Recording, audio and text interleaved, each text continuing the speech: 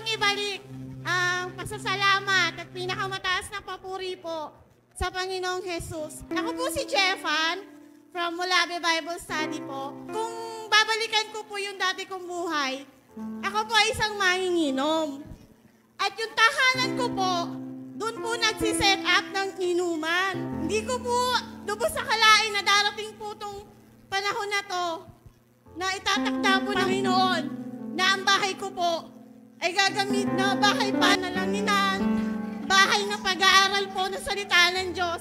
Kasi po ngayon po, yung bahay ko po, ginagamit na po ng Panginoon. Doon na po kami nagba-Bible study, nagde-discipleship na dati inuman lang naman to eh. Tapos ngayon, eto na, ginagamit na po ng Panginoon para po mapaglagakan po ng salita ng Diyos po at ma-bless din po kami at yung mga tao po sa amin.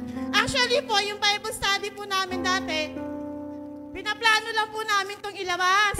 At sa nakakalungkot po na pangyayari, nagkasakit po yung papa po ni Ate Pearl.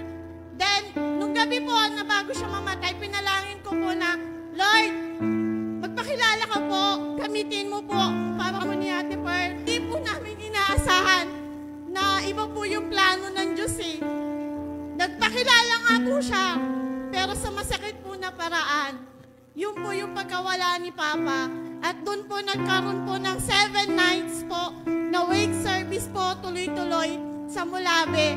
At doon po unti-unting nagtanim po ang Diyos ng kanyang salita. At doon po unti-unting nabuhayan po ang Mulabe po. Po sila ng pag-asa po. Nagkaroon sila ng kauhawan po sa salita ng Diyos.